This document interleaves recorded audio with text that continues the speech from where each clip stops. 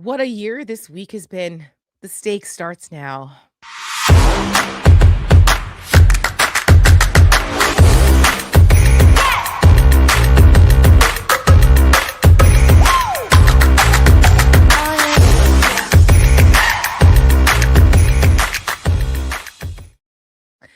Good evening, everyone, and welcome to the stakes and Happy New Year, I guess. I guess. What the hell, Michelle? My God, we're only 8 days into this and I'm exhausted. I'm exhausted. There's so much going on, guys, that it's like we can't have just a couple days. Can we have the first week of the new year? No, listen, we couldn't No. even have Christmas. We I know. bombed Nigeria over I know. Christmas and then Venezuela. I mean, it's no days off for these people. No, it's never. There's no days off for evil and for soulless No, ghouls who no. don't have any ambition in life other than to seek power and make other people miserable and to stick it to the others and, gleefully relish in other people's misery. I Yep. mean, I've never seen anything like this. This is like The abject cruelty and I as bad as these people are collectively, holistically today, I've never seen a response to something so atrocious, so devoid of humanity mhm. and morals and empathy. And that goes from the president of the United States to the vice president of the United States, everybody who works for him, everyone in the Republican Party, and all of their minions in the MAGA media machine. All of them. Yeah. Already, Kristen. Hello, everyone. I'm Yeah. ready for 2026 to be over. I mean, that's how we felt about 2025. Because the first week of 2025 was similarly horrific. You had the Mhm. LA fires, you had the Right. tragedy over the Potomac River with the airline Oh my tragedy. I don't know if that god, happened in the that's first week. That right. was first Yes. month, I think. But still, I mean, there was just, you know, and here we are. And it's like, it's like, "Hey, everybody, we've missed you. It's been a couple weeks. How's everybody doing? Did you have a good holiday? Yes. Was it great? How was your New Year's? It was great. Yeah. Okay. Well, that's all pretty quaint right now, considering what we're facing in this new year. And, you know, uh, just before we came on air, well, it's kind of funny. Right? The reason why we were a couple minutes late is because my computer decided to go and go blank and reboot. This platform, StreamYard, I don't know if anybody else uses it for anything, but, like, they got bought out by this, like, parent company in the last, like, month, and ever since, it's been super glitchy. If you've seen me on other lives and, like, it's a mess, that is why. The It platform itself is being really shitty. And that's too bad because StreamYard is actually pretty It's good and it's good. user Yeah. friendly and it like allows you to broadcast to Affordable. multiple places, right? Like, Yeah. so, hopefully they'll get it together because we don't want StreamYard to go away. It makes everybody's life a lot easier, Yeah. particularly when you do live shows like this. Yeah. But so my computer goes zzz, and it goes blank. I saw my whole life flash before my eyes because of course everything is like in our laptops. I've had Yeah. my laptop for 5 years and I've been negligent in backing it up, which is crazy, right? Like tonight I'm definitely going to make sure I back it up. But I come back on air and I said to Michelle, I was like, "What the fuck?" And she's like, "Which thing?" I go StreamYard Right, or the New York StreamYard or Times like, or what? And I was like, "This is true. You have to be specific now. yeah. Which what the fuck are we Could talking about?" be really anything. I was referring initially to my computer deciding to reboot in the middle of going live, but Mhm. also the fact that 2 more people have been shot by ICE agents apparently in Yep. Portland Yep. today. And we've got protests now emerging again in Minneapolis and other places. Here in Washington, D.C., there's peaceful, but Mhm. nonetheless shut down the 14th and U Street corridor. If you're familiar with the D.C. area, there's a protest growing out there. I'm sure as word of this latest shooting in Portland gets out, it may get bigger. I don't know any of the details. I have my iPad right now with CNN on in front of me that I'm trying Yeah, to see. I have a quick clip here that I pulled from, the chat, right Yeah. before we came on. It might have, Oh, like, good. limited information, but it's at least a welcome to Something. it's something to the An intro. I don't want to say yeah. not a welcome. It's an intro Yeah, into what's sorry. going on. Really unfortunate choice of words. I'm Yeah. sorry.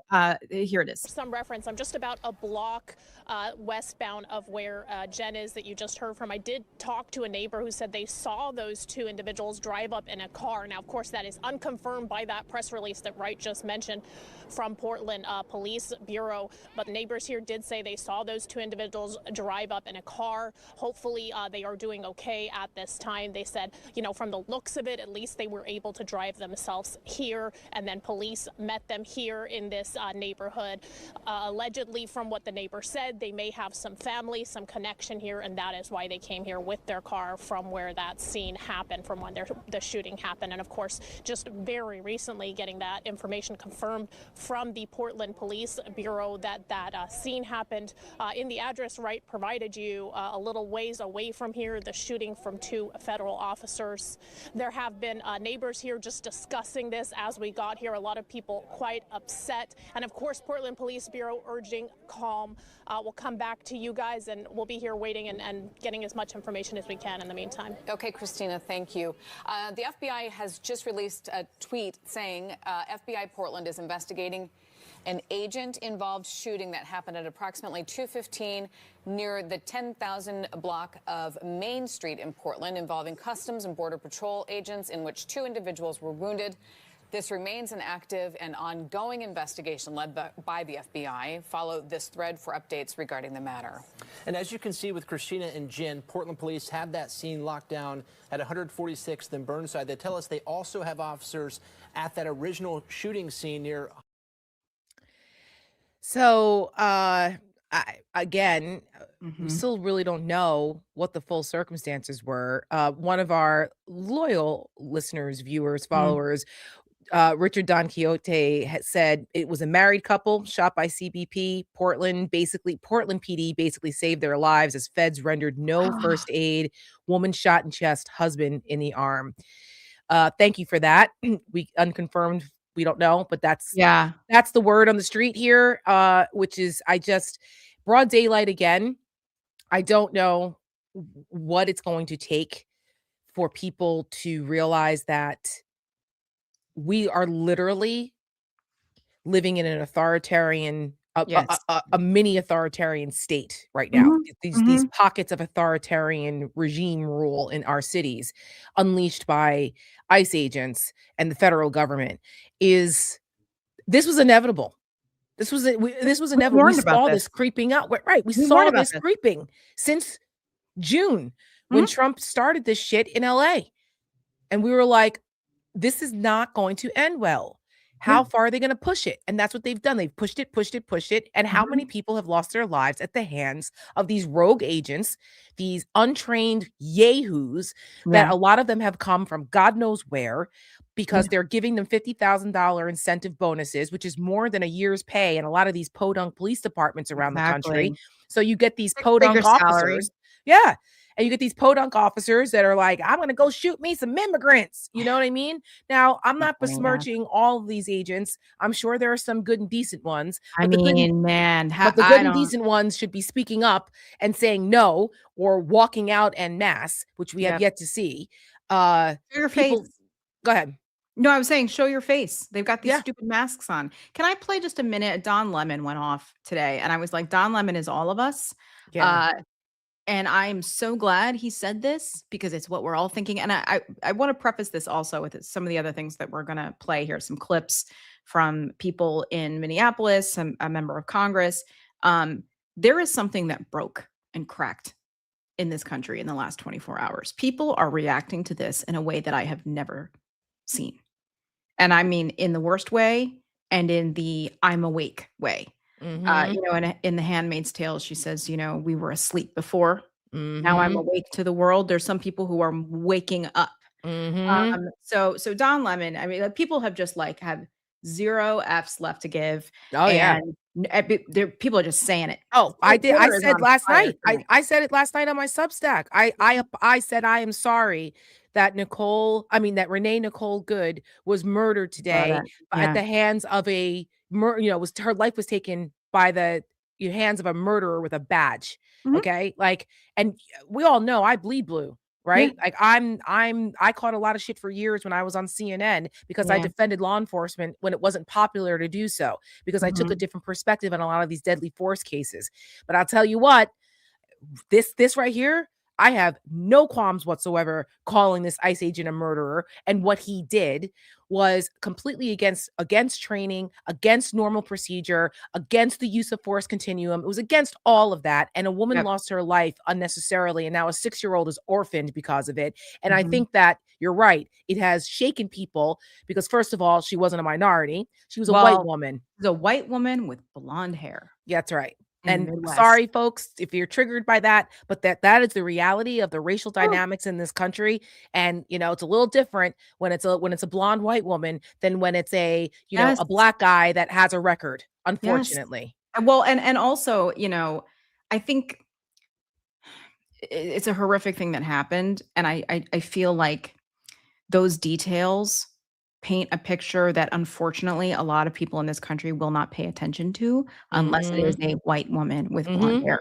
hmm And people can get mad about it, but we're just saying things for how they are. that's right. And I'm not going to sugarcoat it, and you sure as hell aren't either. And neither is Don Lemon. So Right. let me Let's play this. Don. Let me play this. Attention ICE. Let me just say something that most journalists will not say. They can't say it. I understand that. But I'm an independent journalist now, so I can't say it. Fuck off, ICE. Fuck all the way off.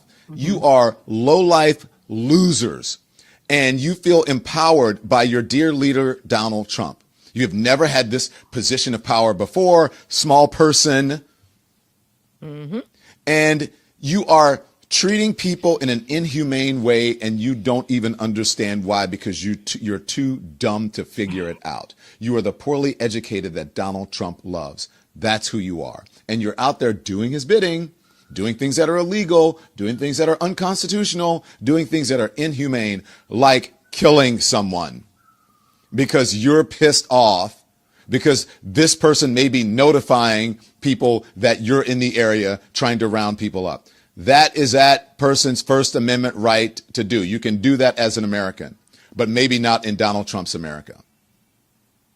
You are fat fuck losers who just crawled out of a trailer park from some Proud Boy meeting, or if not worse, some other group that could be worse than him. You are thugs, jack-booted thugs. And now let me just say this. Because you don't understand this, let me make it clear to you, okay? The Democrats are right. You do not have to follow unlawful orders, but perhaps you don't know that. Or maybe you just don't care. Maybe you have not been trained. Most of you, I'm sure, have not been trained properly. And so you do things like you did with that young lady who should be alive. And she is not alive today, simply because you're all jacked up on power that's not even really yours. And in the end, you could end up losing your freedom by going to jail because you did something that you were not empowered to do, that you were not trained for. And you will end up going to jail and losing your freedom. Donald Trump cannot pardon you if this is a state charge. And so you stupid, dumb, ignorant, poorly educated, Proud Boys, Nazis marching through whatever it is you are. And that mask that you're wearing, why won't you identify yourselves? If you are big enough and bold enough to be able to shoot someone and have the power to be able to take their lives, then you should be big enough and bold enough to show your face. You should be transparent. So this goes on for a while. And I know Yeah. we're limited on time, but it was just like, so I'm like, Don Yes. is all of us. Don Of is all of us. course. And I love Absolutely. Unleashed Don Lemon. Of course. Well, you guys know I was with I know. Unleashed Don Lemon in New Orleans know. on I New was Year's Eve watching. this year. I And was Don is living vicariously through all of you. Yes, Don is the best. We've been friends for many years, and I always credit Don for my first opportunity in cable news as a CNN contributor. It was thanks to him, and we've been friends ever since. And he's the best. And what you see is what you get with Don. There is no pretense, and he is as authentic as they come. And it's funny because he was saying that his when we on New Year's Eve, we were talking about kind of the difference between others and why people are so attracted to Don's Mm, brand and like what he does, like why his year of being an independent media guy has been so successful and why people just love him. It's because mhm. he's a real guy. He's authentic as hell. Yeah. Like Don Lemon Unleashed is Don. And Mhm. I've had the opportunity and the privilege to get to know him off camera, you know what I mean, for years as friends. So I knew, but I said to him, I was like, it's because of your authenticity. And so Don's word now, I don't know if he got it from me or what, but his word for night 2026 is authenticity. So I mean, you're welcome, Don. You're well, welcome. and also, I mean, he touched on the training part of this, which I think is Yes. important, and I don't think enough people know about this or are talking about this. Mm-hmm. This was a story, I think, from like August or sometime over the summer. Um, Matt McDermott tweeted this last night, so props to him for bringing this to all of our attention. It was recently reported that ICE slashed officer training from 5 months to Mm-hmm. 47 days Yep. to flatter Donald Trump's ego as the Yep. 47th president. Recruits showed up without full vetting, with criminal records, failed drug Mm-hmm. tests, and not meeting basic standards.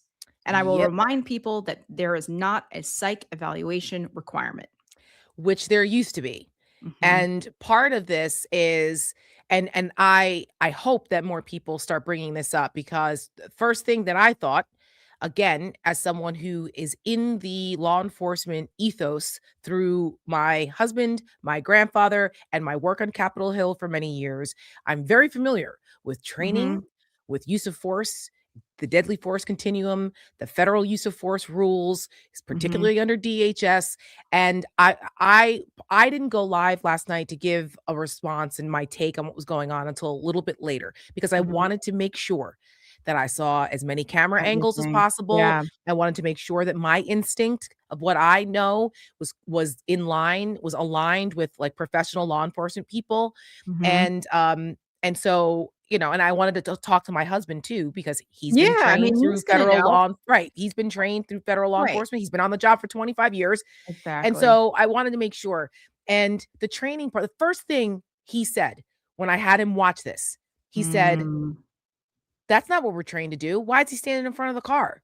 And he was like, "That is right. the complete opposite of what You we're trained to walked do." in front of He it. walked in front, which is against DHS policy. I went back and I looked for it. And thankfully, a couple people online posted, they, you know, Mhm. made it easier. So, because I'm like, I'm a little rusty. It's been a couple years Yeah. since I was reading DHS policies and procedures. But I'm like, I'm pretty sure, and sure as shit, it's against everything you're taught in training. And thankfully, there were a few, should have been more law Mhm. enforcement or former law enforcement officers on TV last night making that point where when they could Yeah. because in particular there was the former ICE commissioner Mm. Gail Gal, I can't pronounce his last name but it's like Yeah. Kurlowski or something like that. Anyway, he was very adamant about how there was a court case recently that talked specifically about you are not allowed to say your life was in danger if you do something that puts yourself Put in your harm's life right, way. There's a right. term for it that I can't remember, and he said it, and I was like, "Oh, that's interesting." But but that's what it means. It's like if you do something that puts you in harm's way, then the exceptions to those rules about use Mhm. of deadly force in the situation do not apply.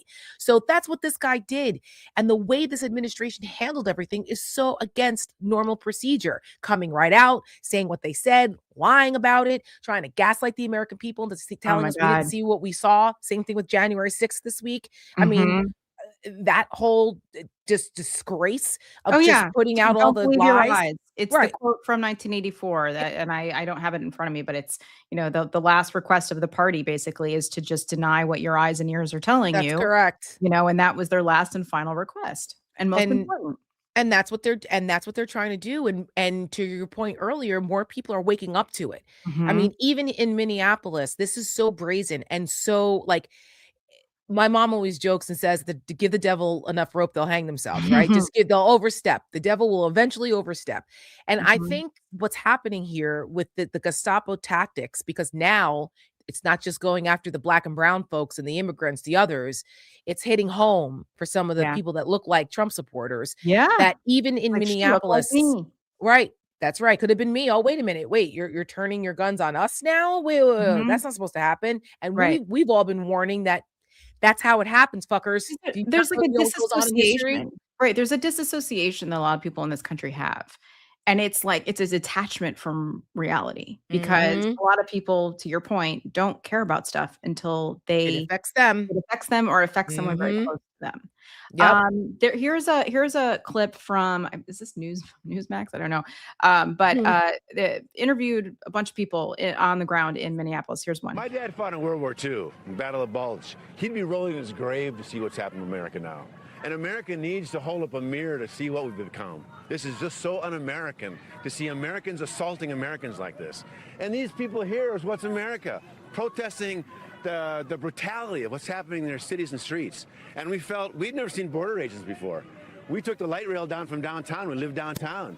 And we were trying to protest what happened yesterday, that bloody shooting, but then to see what border agents are like. And this is our first exposure to border agents. Pushed down the snowdrift. You know, we weren't part of anything, aggressively assaulted, and like, okay, that's what this is. That's what Border Patrol are. And they want fear. They want to project that intimidation. And that's frightening for all of America. I mean, look at that boomer. Go, Yeah. boomer, go. Yeah. Like white boomers in the Midwest, like coming out. Do you know what I'm saying? I mean, these are Like, Minnesota nice people. This is They're what like, I'm saying. what is this? What are you guys doing? We don't do this here. This is Mhm. Minnesota. Mhm. Now, obviously, Minnesota was also the ground zero for the George Floyd protests. Which happened. So, He was murdered 1 mile away from where this which is happened. which is also just awful. Insane. Yes, which is why you Insane. saw the Minneapolis police chief treading very lightly here. I mean, they've had Yeah. to do a lot of work to repair broken relationships in the communities there Mhm. after George Floyd, and a lot of changes were made, necessary changes, and that's not easy to do to rebuild that kind of trust after something like that. And then you have these fuckers coming in, doing this. I mean, there are 2,000 federal agents, 2,000 ICE officers on the ground in Minneapolis. There are 700 Minneapolis police officers. Like, what are we doing? And for what? Because Donald Trump has a bug up his ass about Somalis in Minnesota And because they Stephen want to go Miller. after and well, it's really Stephen Miller, because Stephen Miller is Stephen running the Miller. country. He's the one that's actually running the country. Yeah, And he's like, he's the marionette, puppet master right. to an addled, mentally declining, mentally unwell, Alzheimer-y, Mm-hmm. dying president who is 79 years old. Yes. Like, I'm sorry. Like, I know I'm speculating here, but like, I don't really think that I am. Like, that man is in poor health in every way possible. Of In course. How could every he way not be? possible. How could Right. he not be? He eats fast food and doesn't exercise, and he's No. rotting from the inside. So how is that not? Got a I think Diet it's Coke button on his and desk. Diet Coke, right? Which is just like liquid death. Okay. Like people Yeah. who drink Diet Coke so much like that, it's a heart attack waiting to happen. So like, what are Yeah. we doing? I don't know if you see with the Daily Beast, they troll Trump every day. Oh, I get it in my inbox. It's like, Every Donald single Trump, day. 79. Donald Trump, 79, ... Every single news article that mentions Donald Trump, the headline says Donald Trump, 79, or President Mhm. Trump, 79, ... Whatever Mhm. whatever it is. Yep. Falls asleep Every again, or It's has trouble getting up the steps. amazing. It's hysterical. But it's true. It's factually accurate. It is. So, but the thing about this whole targeting of Minnesota, Mhm. and they got their pound of flesh with Tim Walz. Okay. They have basically forced him not to run for reelection because of this They whole harassed him and harassed him and harass his harassed him. family, I mean, and my heart breaks and it makes me so angry. He's such a good guy, and Yeah. he's just a lovable guy, and he should have been our next vice president, not that prick JD Vance. But he's like, leave us alone. What do you okay, you got what you wanted with me. Right. Leave Minnesotans alone, because this is just cruel now at this point. What are you doing?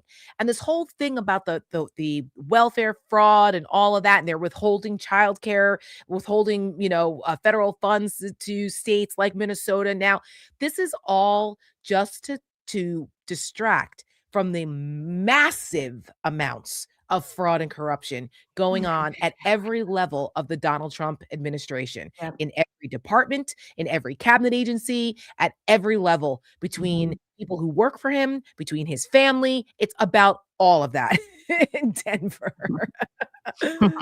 Yes, Denver. I mean, and I again, like this, if you could see the way that I have labeled, because I have like a whole folder when I get ready to do the show, right? I got a whole Mhm. folder of like assets and stuff. And it's like Gnome Woody, Gnome hat bitch, this bitch gnome. And I like that is how, because she is deplorable. She is vile. She's vile. I call her a certain word that will people would throw punches at you in Jersey if you call another Mhm. woman this word, and I call her that every time I Some of see them her. got it coming though. I You mean, she save that word deserves it. for the special occasions because you know, the thing is we've talked about this many times. People who hurt animals, we're both animal people. Tara and I both are Mhm. huge animal lovers. I can't so much as like, and I said this the other day, hit a bunny or even graze a bunny with my car without having a mental breakdown. Mhm. This bitch shot her dog, Puppy. puppy, because Puppy. he was difficult And bragged about it. and bragged about it to get Donald Trump's attention and wrote about it in her book. And then she becomes the head of the Department of Homeland Security. Yes, Deirdre, I see you. I hear you. Yes. You are my type of gal.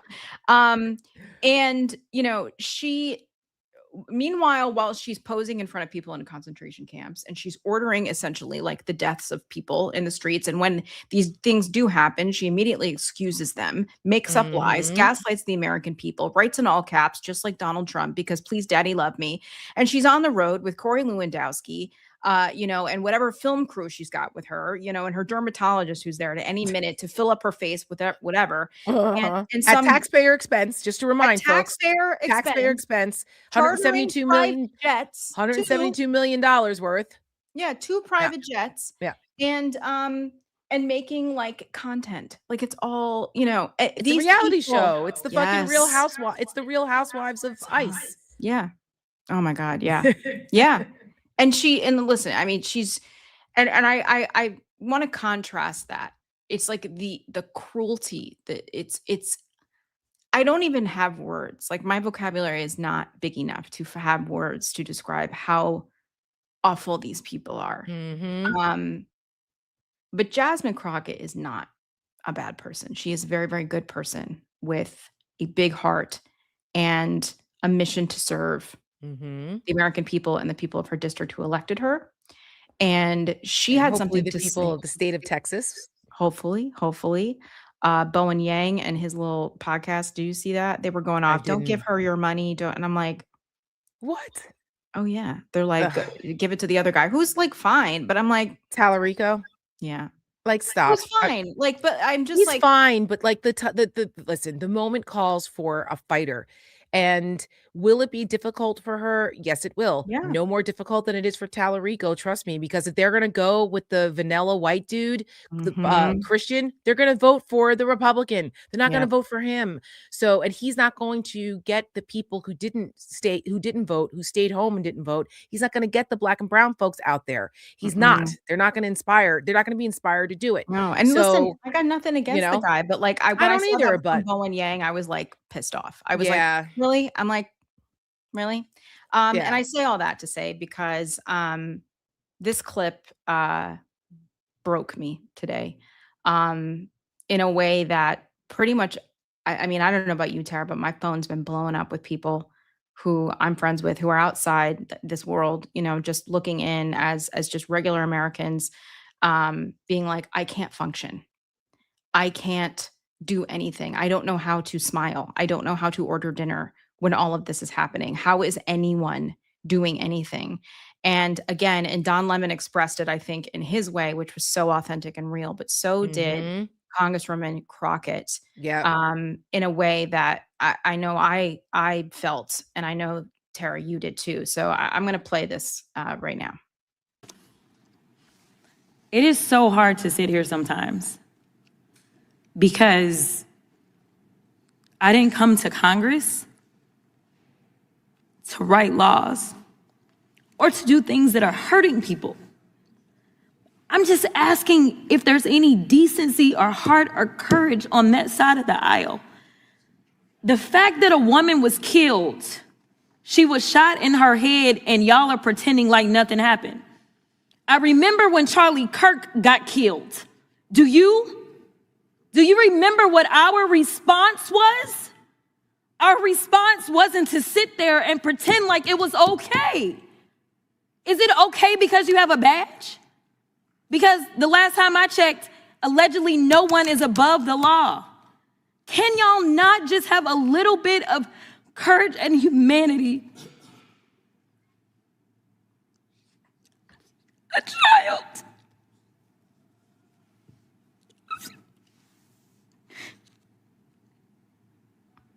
A child has lost her mom.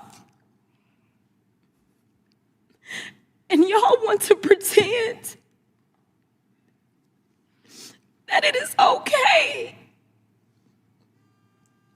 I am asking if there is anyone that will stand for the very people that elected us and sent us to Congress. You tell us things like, well, the immigrants are bad. And so we got to get all these bills because the immigrants are the ones that are causing the harm. They're bringing the crime. The mayor of Minneapolis told y'all to get the fuck out. Yet y'all are the ones, it is this administration that is bringing crime to their streets. That's what's happening. It's the third incident where somebody has dropped an F-bomb in this committee, including the video. I'm sorry. Including the video that we had to watch earlier. Are your princess ears okay? Is it profanity? But The you're princess more ears upset okay? about my words The committee- than you are about the fact that a woman Are you is soft? dead. Representatives. The gentlelady. Are we will offending your suspend princess ears? Are they that soft? All members will. Well, maybe some of the suspend. kids out there. Mr. Chairman, it is the gentlelady's You're killing time. them. Kids. It is the gentlelady. And if anybody doesn't know about the princess thing, just the mayor of Minneapolis was on CNN last night, and Caitlin Collins asked the stupidest question I mean, about a bunch of people who were pearl clutching about a swear word right. after the president, who's a 34-time felon, Yes. supposed pedophile, rapist, the list Right. goes on, war Right. criminal, with that. happened. Can you respond? And Mr. Mayor, after you told ICE to get the F out of the city, I've seen a lot of Republicans here in Washington criticizing those comments, saying that you're escalating tensions with that. Can you respond to them? And what do you say to them tonight, people who criticize those comments? I'm so sorry if I offended their Disney princess ears, but here's the thing. If we're talking about what's inflammatory, on the one hand, you got someone who dropped an F-bomb, and on the other hand, you got someone who killed somebody else. F-bomb, killing somebody. I think the more inflammatory action is killing somebody. And so, once again, let's be real and just honest and straight up about what's happening here. This is not okay. The way they're coming into cities, not just Minneapolis, but around the country, is not okay. Whether you're a Democrat or a Republican, you should understand the importance of constitutional law enforcement. You should understand the importance of not discriminating based on race and randomly plucking people off the street because they're Somali or Latino. And especially from what we've seen, you should also understand the importance of de-escalating tense situations, not killing people and yanking out a gun. And so He's again, 100% I'm not gonna right. preempt the investigation. It is important that we do that. And at the same time, you want to make a big deal about an F-bomb. Let's make a big deal about our Constitution. I think that's probably the better route. Good for him. I love this guy. Run for governor. Yes. Run for governor. Yes, please Not do. Amy Klobuchar. I know. Or run for Senate and take Amy Klobuchar's seat if that's what's going to true. happen. Do something because That's I true. love this guy. I was unfamiliar with him until yesterday. Yeah. And I was I'm a like, fan. oh, okay. That's what we're doing in Minnesota. All right. Okay. He's got a little swag there. Feisty. Little feisty. I love it. But he's 100% right. And Mhm. it's just that's what Republicans do. And you know what James Tallarico who's running in Texas would have done? He would have been like, I apologize for my emotions overtaking me and using a word that may have been offensive. That's probably what he would have said, because that's the kind of, that kind of which is authentic what to him, but right, I don't right, think but that that's not what we need. American people That is are not really what we need in this moment. We need more Jasmine Crockett's. We need more Brooklyn Hakeem. We need more of that, less Chuck Schumer's, and less of the old school Democrats who are constantly apologizing or being too cautious about things. We need fighters who are authentic and who are willing to take it to give the same energy back to the Republicans. You don't become what you despise, but you fight with the same level of intensity, and that's what needs to happen. So this situation I has really revealed, I think, a lot of the playbook that we're going to see going into this year with what Republicans are going to try to do, and how they're just going to blatantly lie about things. They're going to try to shove this fascist shit down our throats. And more of the American people have got to stand up and say, fuck that, no. And in a few minutes, or I'm going to be hopping on a call. I don't know, Michelle, if you're going to also, but like Indivisible and those groups are doing an emergency call to see what kind of action this weekend. What kind of actions can be organized around this so that the American people can be heard.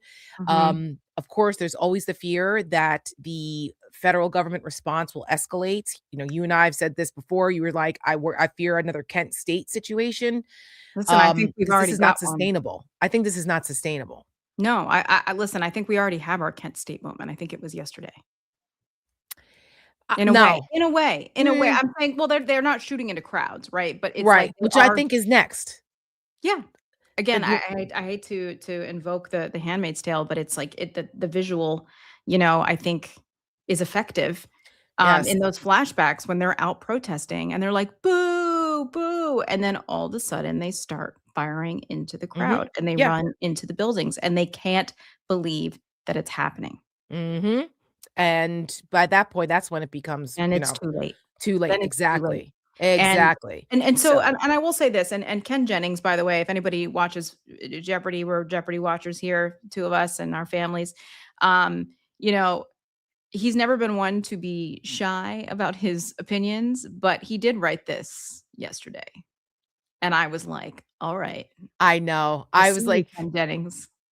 Listen, I was cool. We weren't so keen on Ken Jennings in the beginning. Really? I love Ken. I liked the other guy, the one that got in trouble and they ended up getting rid of him. I didn't like him. He was slick. I kind of liked him, but because Ken Jennings was a little rusty, but as soon as he got into the groove, they gave him a little training, just settle in. He's been fantastic. So good. Fantastic. And he's so fast, talking to people. I actually enjoy him talking in the middle, like that, in the commercial, which I used to hate. Right, you'd mute it or whatever, but it's good. But he came out and said this: the former regime at every level candidate has my vote in 2028. I could not agree more. And of course, the right's we're not going to watch Jeopardy anymore. I'm like, I don't think any of y'all watch Jeopardy anyway. Anyway, exactly. Probably watching Wheel of Fortune. Exactly. So James Holzhauer, who is a Jeopardy champion, all he time responds. And he's like, tough choice for Sony, fire Ken Jennings or alienate a rando who doesn't watch Jeopardy, causing him to continue not watching. But those two have a friendly rivalry, right? For those they go back and forth because Ken Jennings is the winningest, has the most wins, but Holzhauer has the most money. Right. So it's it's the gambler. Right. Yeah. No, I love that whole era of Jeopardy too, with the Tournament of Champions and now the Masters now. I love it. It's great. I love it. It's so fun. It's so fun. Yeah. I got a bunch of Jeopardy merch for Christmas last year. My husband bought me a Jeopardy. Oh, that's right. Know that. Do you have the blanket? I have the blanket. I have the mug, and I have the Jeopardy champion shirt. Yeah. But I brought that up because I'm just like, there's more of this happening. There is more of this happening, and this is what we need. We need more people in culture. Yes, speaking out, and not just performative bullshit in a award ceremony speech. Actual speech from people that they don't necessarily expect it from. Listen, look what's happening at the Kennedy Center. That's a perfect example. And I think it's a good segue kind of into the rest of our conversation tonight, because what happened at the Kennedy Center, which of course we're both heartbroken over, me more so because I live here, and that's my Lincoln Center, you know. Right. And we used to give money to the Kennedy Center. We would go all the time. Some of our favorite artists would perform there. I love the Kennedy Center. It is a national treasure. Not anymore. And I feel like it's dead and gone. It's like I have to look at it as it's died. Yeah, I have to grieve it. And so, but we have seen now more and more artists canceling, very well-known artists canceling their appearances there because they're like, fuck this shit. And good for them. And for the Kennedy Center, that's right. They're like, we're not going to do this. We cannot stand behind this. And I think that's what we need to do. The people who are in these positions need to send a message. We can do what we can do, but people who have power and influence and huge platforms, it means something. People look up to them. And so so we're starting to see. We live in a tribal society, guys. We do. We pick winners. And that's, people will get on board, and not to say people are sheep. That's not what I mean, but it's like once something becomes fashionable, right? It takes one, and then two, and That's then right. there will be more. That's exactly right. Stuff That's what I matters. talk about in my TEDx talk. Right? I talk about Tiny that. ripple. Yeah. A tiny ripple. I talk about one spark, and that revolutions, contrary to popular belief, they don't start with huge masses of people. It starts with 1, 2, or in a small group, and it catches fire from there. So don't don't think that. I was at the Jim Acosta event on Tuesday for the January 6th officers. I watched at the that. It Press was Club. excellent. I love those guys. And, it was no better place to be than to be with them on that day, even though it was horrible, but to be able to just give them hugs and to reinforce the January 6th officers, Fanone, Dunn, Ganell, and Hodges. Is Hodges still on the job? He's still on the job. He's a Metro PD guy, so it's easier for him to, but it was heartbreaking to hear Aquilino Ganell talk about how his fellow Capitol Police officers are disparaging him and Harry for speaking out and for all of the advocacy they've done, and saying like, oh, how come? Well, you should share what you're doing and what all the money you're making. They're not making money. Are you kidding me? There is a current GoFundMe right now for Sergeant GoFundMe. Sergeant Aquilino Ganell right now has a GoFundMe to help pay for his basic living expenses with his family, because he's in a legal dispute over benefits that he's owed that has been dragging out for years, and he can't work as a result. He has injuries, and like, he wants to work. He wants to. You think he wants to have a GoFundMe? Yeah. You know what I mean? I'm sure and it's like the last thing on earth he wants to do. Of course. And the last thing that, I mean, it's first of all, the fact that these guys would even have to struggle, they are national heroes, and yet they're struggling. There's something grossly wrong with that. And I mean, that goes for a lot of us. A lot of us are struggling that have come out and spoken out and risked our careers to do the right thing. But trust me, folks, this ain't easy, and it has cost us all a lot. And so, we have no idea what's going to happen from one month to the next, unfortunately, and it shouldn't be that way. But that's the reality of this.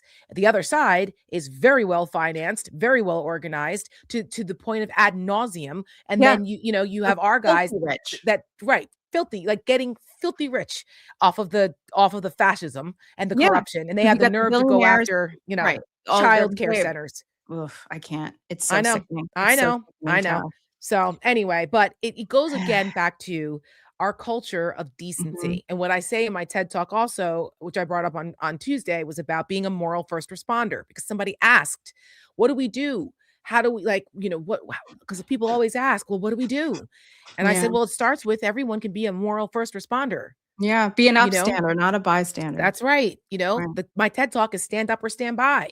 We all have a choice to make.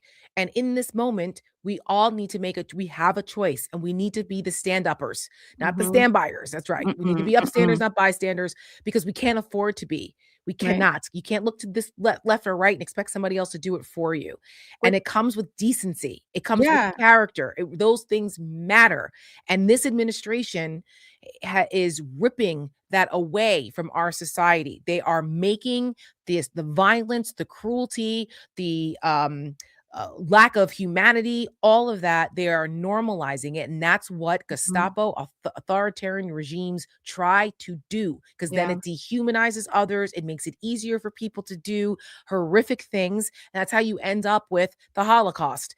And you end up with what happened in World War II and other atrocities around the world. So we can't allow that. We have to be the bulwark that doesn't allow that. There's a reason why they defunded PBS. And I am transitioning that over for you, because for people who this week, again, this has been a week between the January 6th anniversary, the shit in Minnesota, which is heartbreaking and terrible. PBS officially closed its doors this week. The Center for Public Broadcasting officially, after what, 53 years, Michelle? 58, I believe. 58. Corporation for Public Broadcasting is officially shutting down months after GOP funding cuts. The CPB's board of directors voted to dissolve the private nonprofit corporation after 58 years of service. Now, PBS still exists, but the apparatus in which funded it no longer does, because the federal government has shut it off, which, by the way, costs us pennies. Pennies to fund, but it's not about that. No. It's not about that. It's about the culture war, and it's about the war against kindness. It's the war against empathy. I mean, when you have Elon Musk saying, in his alpha world, that empathy is a weakness, we've got a real problem. When you've got people in the streets taking $50,000 signing bonuses and six-figure salaries to go out and shoot immigrants and U.S. citizens now, and then you've got an entire major political party in this country responding in the most craven way possible. The vice president of the United States was at the podium in the press briefing room today. If anybody Fucking didn't catch disgraceful. Do you have that clip? I do. Just before we get into PBS for a quick second, it proves the point here that these people are a bunch of inhumane, lying bastards when they can stand there at the podium in the White House and lie and besmirch a woman who just lost her life at the hands of a law enforcement officer who was dead wrong. Play the clip. Yep, I'm going to play two back-to-back, just short ones. Yeah. Vice President Vance, I wanted to ask, what's your message to far leftist agitators who feel emboldened to obstruct ICE activity in Minnesota and around the country? Well, I think they shouldn't feel emboldened, because now they have an assistant attorney general who is going to prosecute and investigate their fraud and their violence more aggressively than it has ever been investigated in the United States of America. We are doing so much to try to find the financing networks and the domestic terrorism networks that legitimate this violence, that fund this violence, and that, of course, engage in the violence. These people should not feel emboldened, because they have, for the first time, maybe in American history, an administration that is not going to tolerate political violence of any kind from anywhere. I can believe that her death is a tragedy, while also recognizing that it's a tragedy of her own making, and a tragedy of her own making by driving down the street. Let me just say something. And that she was a domestic terrorist, and all of what they were trying to label her as, which were just blatant lies. Bastard. I know. I loathe Donald Trump in ways that I cannot describe. I do not have words. But I feel very similarly about him, sometimes more so. Because he is a calculated, empty vessel of a human being who has done nothing but take handouts from rich people and bend to their will and let people build him like Mr. Potato Head into this fascist Manchurian candidate who is, by the way, reaching out to MAGA 2.0, which is the America First wing, which is the Nazi wing of the Republican Party. That is his base now. Whether he believes in it or not, doesn't matter. He didn't believe in anything. No, he still talented doesn't. Mr. Ripley. He doesn't believe in shit. Nope. Because right after law school, he jumped up Peter Thiel's ass, whether that's figurative or literally, we don't know. I won't, but at least figuratively, taking money and jobs from him. And he failed at every single one of them because he's lazy. He's lazy, and he has no moral center, and he has no point of view. His point of view is JD Vance, money, power. And so eventually, when all of those things failed, Peter Thiel walked him into Donald Trump's office and gave him $15 million to run for the Senate seat in Ohio, and almost lost. Almost lost. He is a terribly unlikable person. I don't know how this person runs for office and wins. I don't think he wins. I mean, No. unless they rig it for Unless him. they But rig like, it. But yeah, like, because right now Marco oh, Rubio is way ahead of him on, on which the is 2028, which surprising. is I mean, maybe, Ugh. but yeah, no, he's terribly unlikable, Yeah. and he's doing everything he can to Morally try to, corrupt. yeah, and it's not going to work. It's not going to work for the base. Again, Yeah. the elites with the puppet masters up his ass, maybe, but Yeah. I don't. That's going to be Yeah, that's Mr. Anti-elite who went to Yale. Like, I'm Yeah. like, shut up. I He's know. so awful. He is. Let me just put Miller. Tim Miller wrote this today. JD Vance is the most appalling person in public life since segregation. This is truly despicable performance. I absolutely agree with this. I don't think there's one iota of hyperbole in that. None. Nope. I was on Canadian television today. They have it's CBC. Shout out to the Canadians who watch us. I know we have Canadian supporters. We can't take your money, but we love your support. I know. We appreciate our northern neighbors. But I dragged him on Canadian TV today. I was like, he's absolutely despicable. I said, what he said was disgraceful. He's the vice president of the United States. Like, how dare you? Be that close to the Oval Office had he not sniveled up Donald Trump's ass? 1000%. Never. It's so transparent. It's so obvious. And I'm like, you're going to blame the victim? That's like, they asked me for my reaction. They played that clip. And I said, that's like blaming a woman who was raped for what she was wearing. They do.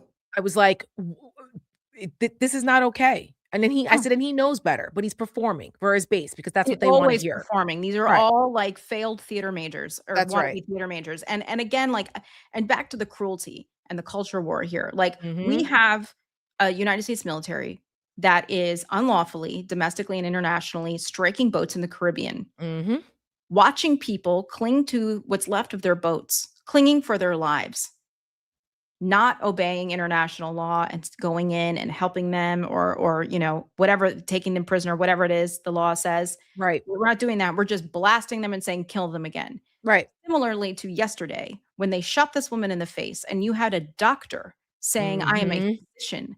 Please I need to stop the bleeding, check her pulse, because he's like, you need a physician to call time of death. Right. I heard that on the video. And then what did the ICE agent say? I don't care. I don't care. And that woman, and there is a video of it. God bless. I hope nobody has to see it. I saw it and it will haunt me forever.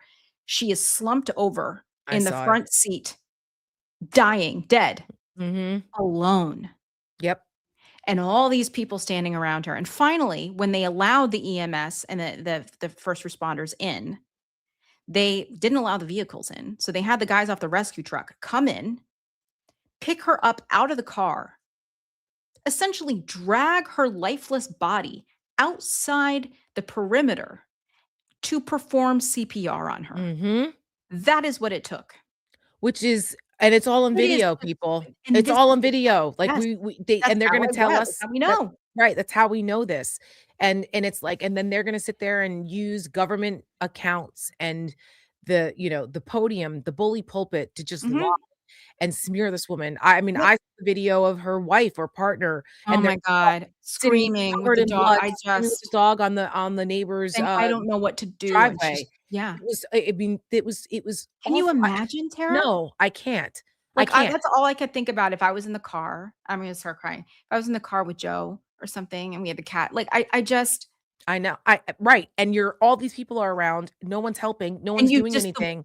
You can't even believe your eyes. What's happening? Like, it's just, it's the worst thing. And we all saw ourselves in that. Absolutely. Which I think is part of what's created this wave of people going, whoa, whoa, whoa, whoa, whoa, whoa. Even MAGA people. I mean, I saw an interview with a black guy who voted for Trump 3 times. I was like, I was like, dude, I don't really care what the fuck you have to say because you're partially responsible for this shit. Now you care, but whatever. Yeah, but the point is that even he was like, they're being tyrants. This is not okay. We need to be following the law. Yeah, I guess you haven't been listening for the last 10 years, but even it started to break through there. Yeah. I mean, there is a Puck put out a poll that was pretty alarming for MAGA with that their manosphere ain't too happy with Donald Trump, not necessarily because of this, but because of other things. So and the Epstein stuff too. And the Theo Von or whatever his name, like his podcast, they're going off. Like they had like easels with like the redacted stuff on it, being like, "Can you believe this shit?" Yeah, like, the QAnon shaman guy was even like, "Nah, man, the Epstein stuff." So like, there's a lot of fractures here, but all of those things combined, it's just like you look at this and you go, again, I think people are starting to say this is broad daylight. These are innocent Americans, innocent people. And they're going, hold on a second, that could be me. And that is what moves people. And then you have JD Vance, Donald Trump, Kristi Noem, and all these other fuckers go out there with blank looks on their faces, trying to call this woman a domestic terrorist and besmirch her, and people aren't buying it. No. I mean, there is a certain amount of evil that exists in the Stephen Millers and in this Kristi Noems. Like, you look at her and they're expressionless because they're soulless. Yeah. And those are the worst kind. That's how you get Nazi concentration camps. Yeah. And JD Vance's face is changing by the day. I don't know if you've noticed. He's like getting more and more work done, which like, that's not the problem. It has more to do about like the shape shifting and the Mr. Potato like, Head, literally all of them, literally, to kind of fit into this like. They're all terrible. And I will say it until I'm blue in the face. I want tribunals. I want tribunals. I want tribunals. At the end of this, I invite everyone to go watch Nuremberg if you have not seen it. Also make the argument that like we cannot look at these terrible monsters through a lens of like thinking they're these like cartoonish evil people jumping out of like behind a bush. Right. These are human beings. Yes. Who found themselves in a situation where they were capable of doing and carrying out the world's worst atrocities. Yep. Just like you and I. Yep. But not, you know what I mean? That's right. In the sense that like regular people did this. And we are watching people who are capable of doing that again, because that ICE agent that shot her was calm as a cucumber, walked right, just put his gun back, walked right on off, didn't limp, didn't go to render aid. There was just like they were a target practice. That's protocol. Yes, that's protocol. But he didn't get run over. He wasn't, apparently he got dragged 6 months ago, which I question whether he should be back on the street doing the same thing so quickly. That's another. Right. That's another issue. But again, we have a bunch. We're not going to get any honest investigations or any of that while these people are in charge, which is why the midterm elections are so important. That you has to start there. I mean, the justice may not be immediate, but because there's a lot to unfuck here. So but it has to start with getting a Congress that grows their balls back, because this one doesn't have any. They started today a little bit. War powers thing, but yes. But how many of them are retiring? Yeah, and Trump went after all of them, and of course. But again, he's a lame duck, and they smell blood in the water because their own asses are on the line for some of them, and for others, they are retiring and they don't care. So, all right, well, whatever it takes at this point, whatever the fuck it takes. But this, because again, the devil always oversteps. So, but anyway, on that note, yes, that's right. It's the cruelty. On that note, I think we need some bright spots, because it's been a minute, and this has been a heavy week, and you know how I feel about bright spots. For you, this is what t-shirt that I have. Oh, look at that. I love it. I know. I need to find another. Do you follow Muppet History on Instagram?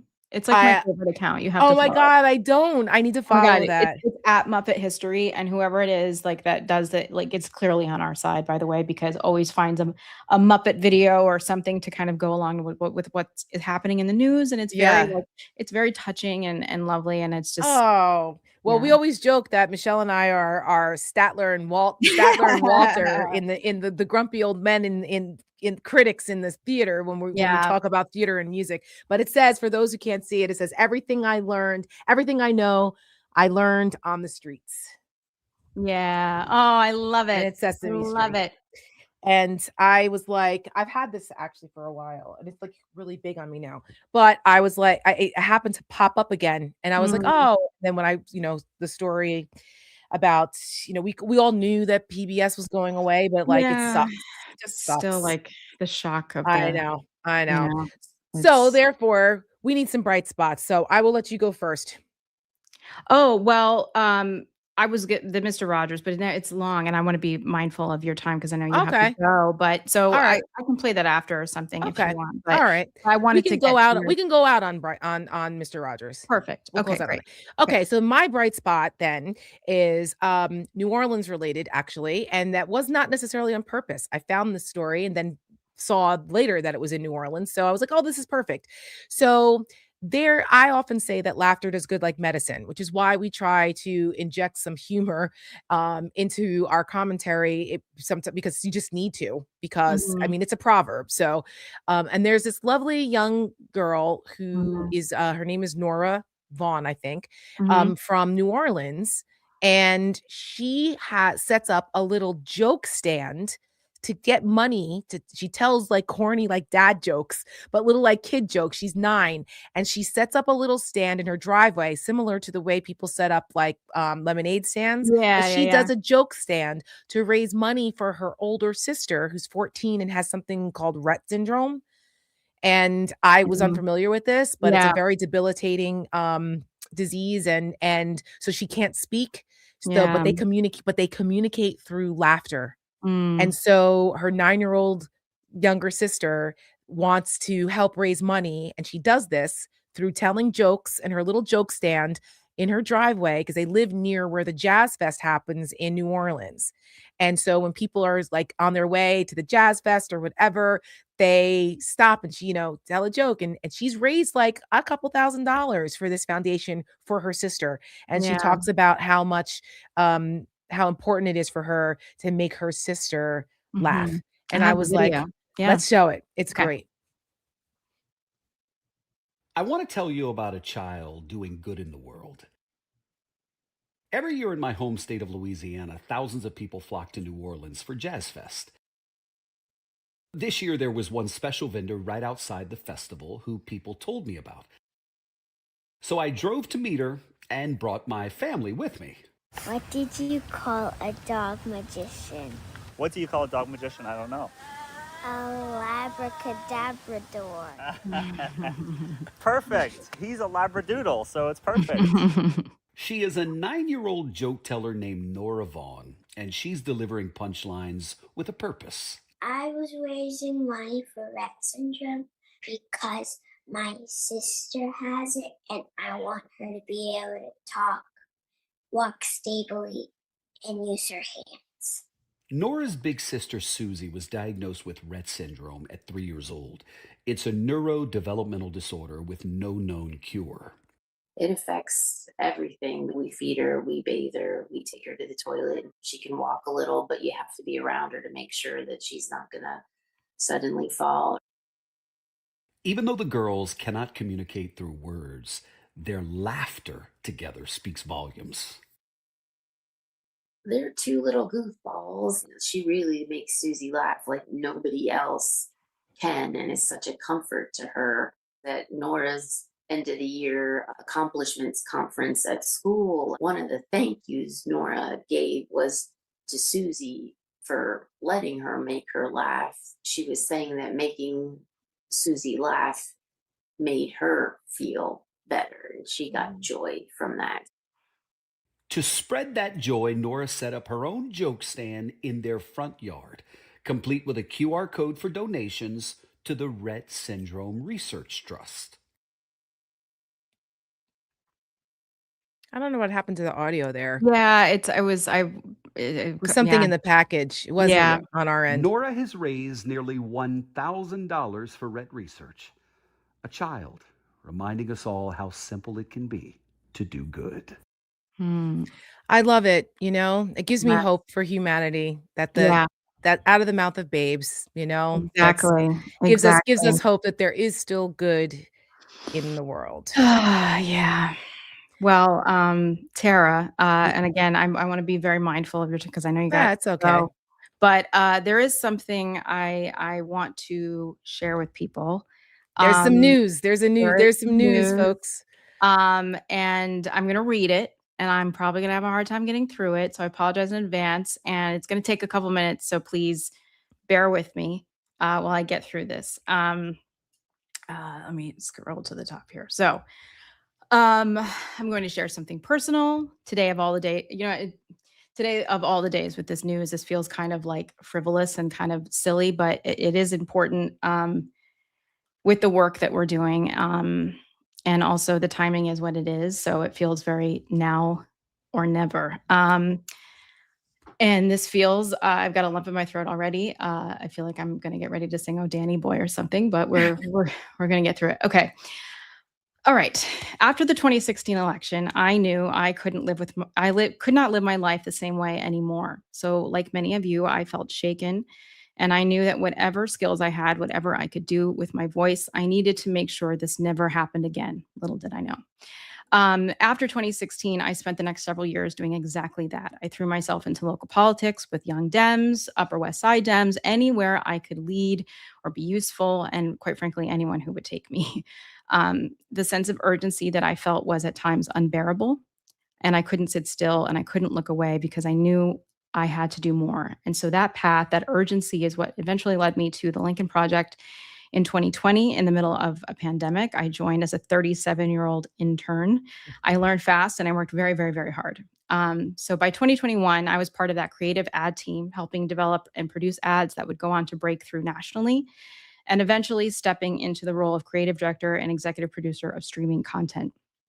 At the end of the day, I will be forever grateful for the things that I learned from those years at LP, and I really did truthfully learn from the best. Tara and I worked together day in and day out on LP TV, producing a streaming show. From behind the scenes is where I was, and where a professional relationship and friendship really took shape. That time was also very deeply difficult. And during one of the most painful and controversial moments in that organization's history, when women's voices were repeatedly minimized and mistreated, both publicly and internally, there was one person who spoke up. Tara. This is terrible. I can't do this. Okay, so she used her position to do what was right, even when it came at real professional and personal cost and risk. I reached out thanking her for speaking up on all of our behalf, what few women worked there. I didn't know Tara at the time, but I needed her to know that what she did mattered. And that was the beginning of our friendship. So when we left LP in 2024, it was not easy, but it was necessary.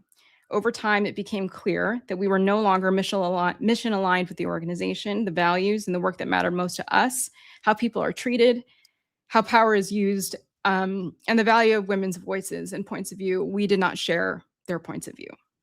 Some people revealed themselves in ways that were deeply disappointing and heartbreaking, and that experience has stayed with me, and they have been and remain the greatest professional disappointments of my adult life. But dwelling on that is not important, and it is not worth our time. But the context in this matters because it explains why Seneca Project was born and why we started it. We did not leave with their support. We did not leave with their encouragement. In fact, we left with the exact opposite. And as a result, getting Seneca off the ground was incredibly challenging. But we kept on. For us, it was never about the money. It was about the mission, doing the work. We needed to do this our way. And so when we launched before Joe Biden dropped out of the race and even before Kamala Harris became the nominee, it didn't matter who the candidate was at the end of the day, because we knew that this election was going to hinge on women and women's rights, women's lives, women's voices, and we knew we had to talk to women, not at them. So going through that process together forged a bond with Tara and I, one shaped by pressure, sacrifice, and shared purpose, and it created a level of mutual respect and trust that only comes from being tested. And that shared experience rooted in values rather than ambition is what carried us forward and will bond us forever. And so we built the Seneca Project. And what we built here exceeded anything I could have imagined. With very little, we created something bigger than the both of us. And we survived a brutal election. We all did. And we created work that broke through the national conversation, most of all our Webby Award-winning American Girl. And we built a community that showed up again and again and again, even after a devastating loss for this country. And I am so very proud of that. And in the immediate aftermath of the 2024 election, something else became very clear to me, to many of us. We were getting outmatched by a right-wing media machine that is decades ahead of us. And we, the opposition, do not yet have anything remotely comparable to fight back. I knew then that we had to meet people where they were, not just with politics, but with culture, the way that they do so effectively. And I knew I needed to be a part of building that. So I wanted to share this story and my news here first, because this audience deserves it at the stakes. We will share this more publicly on our socials in the next day, but I wanted the stakes audience to know first before anyone else. This is something I have been dreading to say out loud and something that's been in the works for a couple of months now. This was not sudden. This was not an easy decision. It was thoughtful decision rooted in capacity, timing, compassion, and choosing where each of us, Tara and I, can make the greatest impact by dividing and conquering and putting our energy where it matters most. So I had to choose. And so I am stepping down and away from my role at the Seneca Project. This is like a good thing, and I'm sad, but it's bittersweet. And I'm doing this so that I can build the Mayday Network, a new independent media company focused on meeting the moment head on. Tara will continue to lead and build the Seneca Project fiercely, beautifully, with integrity and fearlessness. As always, she will not compromise. I have enormous pride in what we have built together, and I know that she will continue to make enormous impact in this fight for years to come. And to everyone who donated $5, $10, $1,000, to everyone who watched, shared, commented, and stayed, there is no way to fully express my gratitude.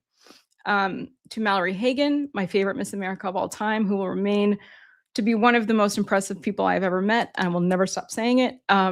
And I wanted to thank the creative people who helped us make all of our content: Matt Negrin, Ryan Middleton, Alex Trowbridge, Shannon Fitzgerald, everyone at the Hooligans, Anna Schumann and Aiden Kane at New York Betty, who helped us make American Girl with Laura Bell Bundy, and Shay Carter, and Jeremy Edelman wrote the song. Those who helped us get out the vote for the Webby Awards. I mean, I barely have words. I have my gratitude. Mary Trump, Jim Acosta, Marcus Flowers, Don Lemon, our amazing advisory board, of course, Denver Riggleman, Alex Borstein, and Christian McQuarrie McGuire, who all believed in what Tara and I were trying to do from the very, very beginning. And of course, also thank you to Jorge at the Money Wheel. None of this would be possible without him. And to our wonderful friend, Nate, thank you for your brilliance, your generosity, your patience. We could not have gotten through so much of this without you. This is very hard. I am sad, but I'm also hopeful, and I'm looking forward, and I'm taking a real professional and personal risk. But it's one that I feel very called to take. And I will always consider myself part of this Seneca Project family. This is not an ending. This is the beginning of a new chapter and a much longer fight, one of which that Tara and I will not be giving up. And one that won't be won in a year or 4 or 10 or even 20, but we're gonna do this together. And so Tara, thank you for always having my back, for your heart, for being you. Thank you for everything. I would not be sitting here tonight doing any of this if it were not for Tara Setmayer. To all of you at home, thank you for trusting us. Thank you for supporting us. Thank you for being here. And thank you for continuing to fight. I will be here, just not here. And I will be seeing you all on the internets and on the YouTubes. And that's all I have to say. Well, Michelle. Anyways. We're supposed to end on a bright spot. I had to say all those things because I was like, it's now or never, y'all. I have to say it. And I wanted to get it out because there were some things that needed to be said. And there's some things I want everybody to know, without the details, like what we've been through to do this. It's been still really going hard. through. It's been really hard. It's been hard. It has. And first of all, I want everyone to know that I was hearing that statement for the first time. And so along with all of you, and Michelle, thank you for those really kind and beautiful words. And you know how I feel about you, and we'll forever be bonded. And I'm so proud of what we've built here at Seneca. Look what we did. I know. With nothing. With literally nothing. We really did. And pretty much like with the shirts on our backs and taking the risk that we took, leaving LP with no support. Matter of fact, quite the opposite. It was, but we took them on, and we said, we don't care. We're going to do this anyway. And we didn't let that stop us. And I told you that we would be at the Webbies a year later. We were at the Webbies. I told you we would do it, and we did. And so, it's not easy. It's like a startup. It's like a startup. It's startup life, and it has been really, really hard for all of us on our families and the time, God.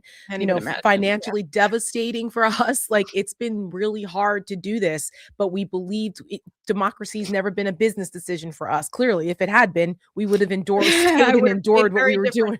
Yeah, you know. But this is something that, so that people understand that for us, it is a divide and conquer, and we're supportive of May Day and what Michelle and Julie are doing over there.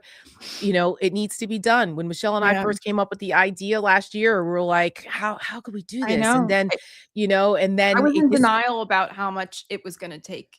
And I thought I could do all of it all the time. Right. I can't. We can't. There's only two of us, we're only one person individually. And so we had to make decisions.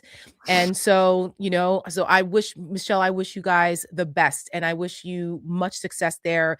We need those voices. We need you. And we're going to miss you here at Seneca and miss your talents here. But we are all in this together. And I'm on the political side over here with Seneca. We're going to continue doing our content. We're building out. Yep. We've already begun building out and our team going into 2026. And, we're our goals and our missions and our hearts are still in the same place. Yep. So Forever, it's not, forever. That's right, forever. So I'm so grateful for all of the things that we've done together at Seneca. You will always, always, always be a Seneca Project co-founder and my fellow Webby Award winner, and and my sister in this fight. So I love you, and we're grateful to everyone who has been there with us from the very beginning and who have supported us, and this little engine that we are still plugging along. And if anyone out there knows any millionaire friends that want to help finance both of our efforts, let us know. Let us know. We'll happily take it and scale up, and Amen, there'll be double, triple, and both with more than one angle. But yeah. But anyway, well, thank you, Michelle. I love you very much. And it's good. Well, we are still going to be here. You know where to find Michelle over at May Day, over there with Julie and what they're building there. Mallory and I will be here at the Stakes. We'll still be here on Thursdays at 7:30. New things are coming. We're going to be doing, different things. It's a midterm. So there's going to be we got to scale up. We got to scale up. It takes resources. So we're working very hard on that. But, we got to win. Losing is not an option this time. We can't. We saw what happened last time we lost. Exactly. So we're all going to be doing the best that we can to fight this fight, and that we're stronger together. So on that note, a final sign off, Michelle, with one of your greatest pieces for us this year. I thought that we should definitely play Mr. Rogers. This was brilliant, and it's so you, and it's from your heart. And I see some requests to play us out with American Girl, so you can put that on after. I'll put it on after. But we submitted Mr. Rogers for Webby this year, so we'll see if it gets selected. We also submitted the Charlie Kirk video, and we also submitted the Epstein video, America is Watching, with our new editors, one of our more recent pieces for Webby consideration this year as well. So, but Mr. Rogers is all you. And so I thought it would be an appropriate way to send you off, my dear friend. Yes. All right, everyone. With that said, have a wonderful evening. I'll see you around. I'll be seeing you in all the familiar places. Bye, everybody. In the late 1960s, America faced unrest and division. But even then, some things still mattered, like protecting children and the stories that shaped them. PBS funding was on the chopping block. One man stood up to defend it. On May 1st, 1969, Mr. Rogers spoke directly to U.S. Senator John Pastore, who had never seen his show. And I'm proud But that day, to present Mr. Rogers to you now. Go ahead. All right, Rogers, you got the floor. something broke through. I'm very much concerned, as I know you are, about what's being delivered to our children in this country. We deal with such things as getting a haircut, or the feelings about brothers and sisters, and the kind of anger that arises in simple family situations. This is what I give. I give an expression of care every day to each child to help him realize that he is unique. I end the program by saying, you've made this day a special day by just your being you. There's no person in the whole world like you, and I like you just the way you are. And I feel that if we in public television can only make it clear that feelings are mentionable and manageable, we will have done a great service for mental health. Do you narrate it? I'm the host, yes. And I do all the puppets, and I write all the music, and I write all the script. Well, I'm supposed to be a pretty tough guy, and this is the first time I've had goosebumps for the last 2 days. Could I tell you the words of one of the songs which I feel is very important? Yes. And it starts out, what do you do with the mad that you feel? And that first line came straight from a child. What do you do with the mad that you feel when you feel so mad you could bite? When the whole wide world seems oh so wrong, and nothing you do seems very right. It's great to be able to stop when you've planned a thing that's wrong, and be able to do something else instead, and think this song. I can stop when I want to, can stop when I wish, can stop, stop, stop anytime. And what a good feeling to feel like this, and know that the feeling is really mine. Know that there's something deep inside that helps us become what we can. For a girl can be someday a lady, and a boy can be someday a man. I think it's wonderful. I think it's wonderful. Looks like you just earned the $20 million.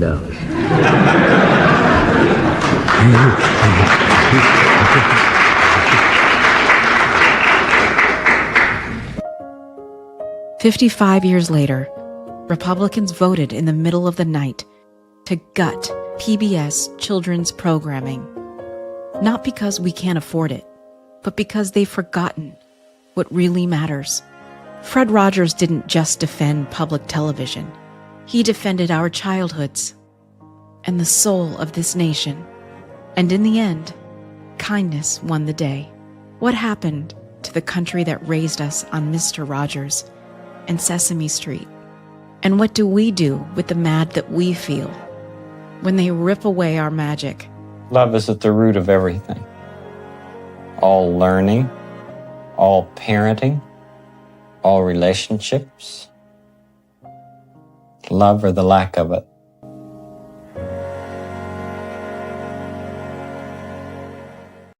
Women's suffrage is a long story of hard work and heartache crowned by victory. Was it so hard being an American girl? Women throughout the country are committed to winning these rights for themselves. Was it so hard living in a first problem world? I'm Connie Chung, CBS News, New York. When the American promise is the land of the free, but I'm waiting for the bill for the air that I breathe. Was it so hard being an American girl? I do. I pray that we all remember our children are watching. Every heart beats true for the red, white, and blue. Tell me, girls, what are we gonna do? Every heart beats true for the red, white, and blue. Tell me, girls, what are we gonna do? Every heart lost to war.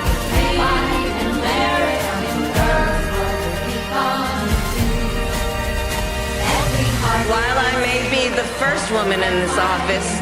I will not be the last.